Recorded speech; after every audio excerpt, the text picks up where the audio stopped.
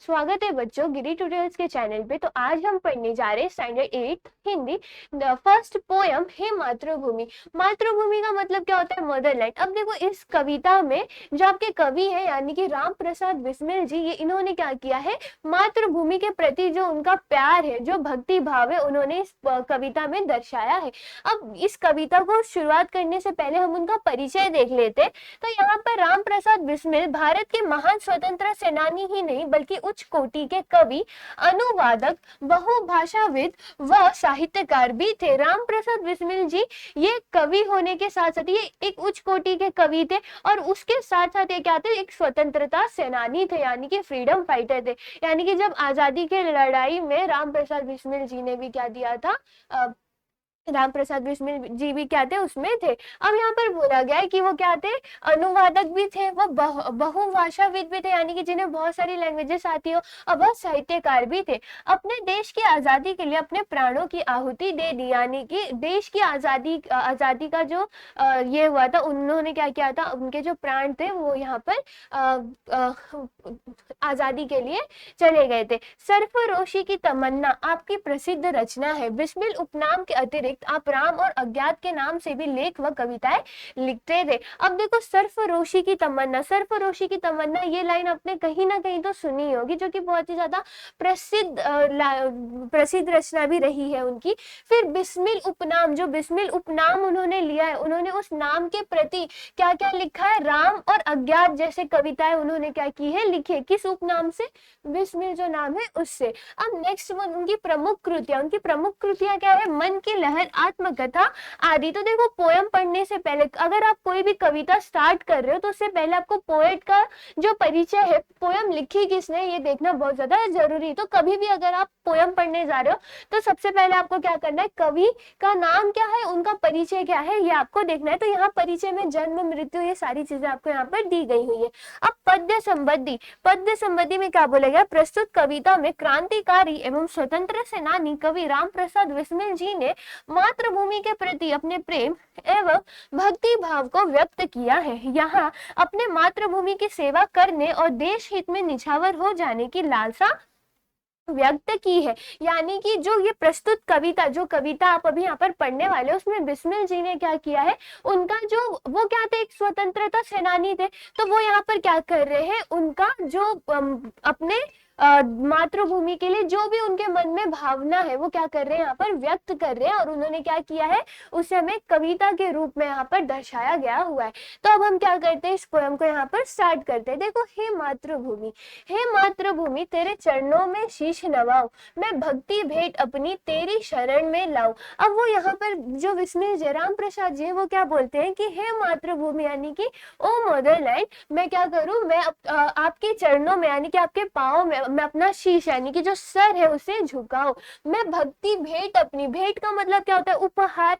तो उनका जो भक्ति है, उनके मन में जो भक्ति है उसे वो भेंट बता रहे हैं, और भेंट बताते हुए बोलते हैं कि जो भक्ति मेरे अंदर है मैं उसको भेंट के रूप में आपके शरणों में लाऊं यानी कि आपके पास लाऊं। फिर वो बोलते हैं, माथे पे तू हो चंदन, छाती पे तू हो माला, जीवा पे गीत तू हो मेरा, तेरा ही नाम गाऊं।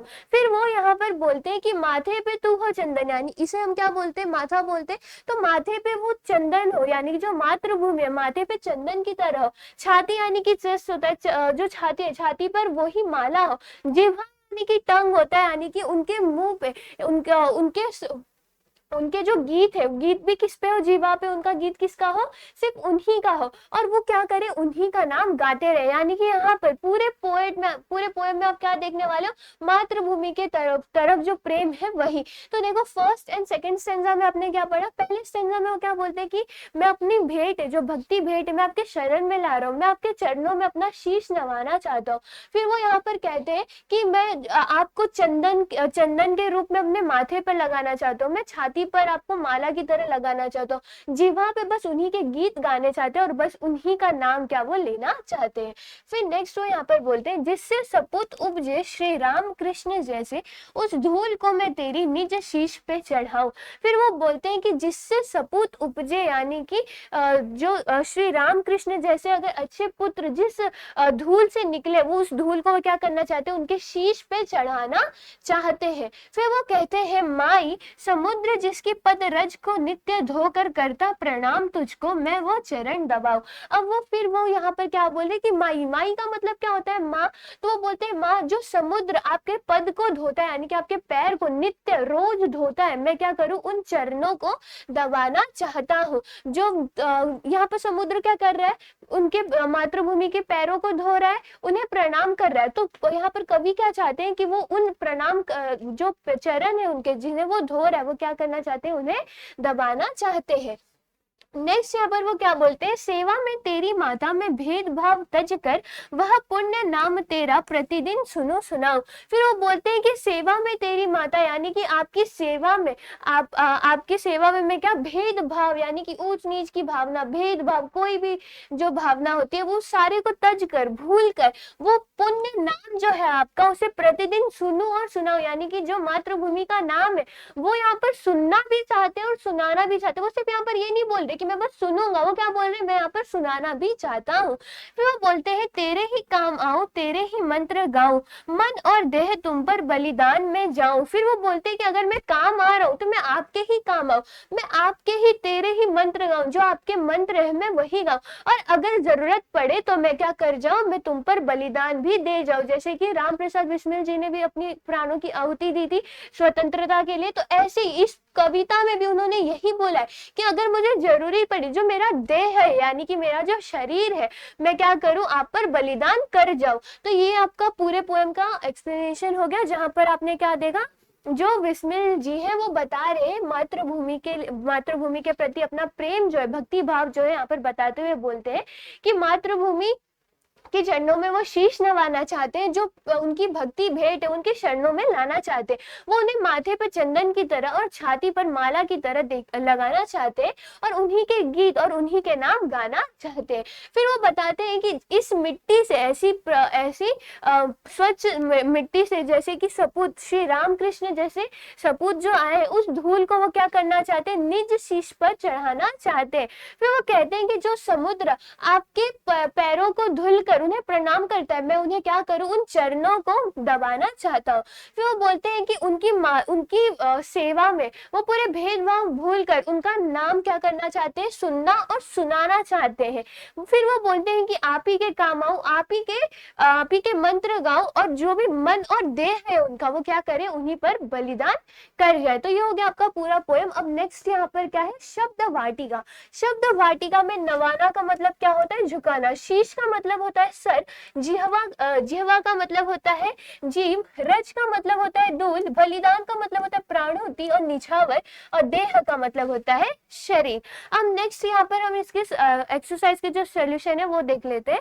तो पहला क्वेश्चन है, सूचना के अनुसार कृतियां करो। जहाँ पर पहला क्या है, कृति पूर्ण कीजिए। कृति पूर्ण कीजिए में सबसे पहला क्या, मातृभूमि की विशेषता है। मातृभूमि की विशेषता यहाँ पर क्या है, रामकृष्ण जैसे सपुत्र पैदा हुए थे, समुद्र पैरों की धूल धोकर प्रणाम करता है, भेदभाव रहित है, और नाम क्या है उनका, पुण्य है। तो ये क्या करना है आपको, जो पहला कृति कीजिए उसका आंसर आपको यहाँ पर लिख लेना है। अब नेक्स्ट कृति पूर्ण करो में देखो क्या है, कवि मातृभूमि के प्रति अर्पित करना चाहता है। जैसे कि पोएम में हमने क्या देखा, तो मातृभूमि के प्रति क्या अर्पित करना चाहते थे, लास्ट लाइन में हमने देखा तो वो अपना देह और मन जो है उन्हें अर्पित करना चाहते हैं। तो यहाँ पर ये दह लिखा हो, देह नहीं, ये यहाँ पर ऐसे देह आ जाएगा, एक मात्रा वहां पर छुट गई है तो वो मात्रा आ जाएगी मन और देह। तो अब आप क्या करो, इसका आप स्क्रीनशॉट लेकर रख लो, फिर हम क्या करते हैं, आगे बढ़ते हैं।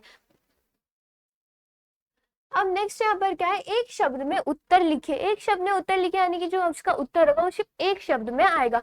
तो कवि के जीवा पर इसके गीत हो, कवि के जीवा पर यानी कि कवि के जीव पर किसके गीत हो, मातृभूमि के। मातृभूमि के चरण धोने वाला, मातृभूमि के चरण कौन धोने वाला था, समुद्र, तो यहाँ पर हम क्या लिखेंगे, समुद्र। मातृभूमि के सपूत श्री राम व कृष्ण। नेक्स्ट क्या है, प्रतिदिन सुनने सुनाने योग्य नाम, यानी कि प्रतिदिन सुनना और सुनाना, वो किसका नाम सुनना और सुनाना चाहते थे, मातृभूमि भारत माता की। नेक्स्ट वो क्या बोलते हैं, मातृभूमि के चरणों में इसे नवाना है, वो किसे नवाना चाहते थे, अपने शीश को। तो यहाँ पर आप क्या लिखोगे, कवि के शीश को। तो ये हो गया आपका थर्ड का आंसर। अब फोर्थ हम देख लेते हैं। फोर्थ बहुत ज्यादा इजी है, ये आप खुद से भी कर सकते हो, यानी कि कविता की पंक्तियां पूर्ण कीजिए। आप पोयम को देख के आप पोयम आपको याद हो जाता है तो भी आप ये कर सकते हो। तो देखो, सेवा में तेरी बलिदान में जाओ, इसके बीच की जो लाइन है वो आपको लिखनी है। तो यहाँ पर क्या आएगा, सेवा में तेरी माता में भेदभाव तज कर, वह पुण्य नाम तेरा प्रतिदिन सुनो सुनाओ, तेरे ही काम आओ तेरे ही मंत्र गाओ, मन और देह तुम पर बलिदान में जाओ। तो ये हो गया इस पंक्तियों के जो ये पंक्तियों के बीच के जो है वो लाइन, तो ऐसे आपको लिख देना। तो अगर आप पोयम भी देखते हो तो भी क्या कर सकते हो, इन्हें लिख सकते हो। और इसी के साथ क्या होता है, आपका ये कविता यानी कि हे मातृभूमि यहाँ पर खत्म होते हैं, जहाँ पर आपने क्या देखा, मातृभूमि के प्रति प्रेम भाव और भक्ति भाव। आई होप आपको ये वीडियो समझी होगी। अगर वीडियो समझी है तो चैनल को सब्सक्राइब और वीडियो को लाइक कीजिए। फिर मिलते हैं हम नेक्स्ट वीडियो में, तब तक के लिए bye bye and take care.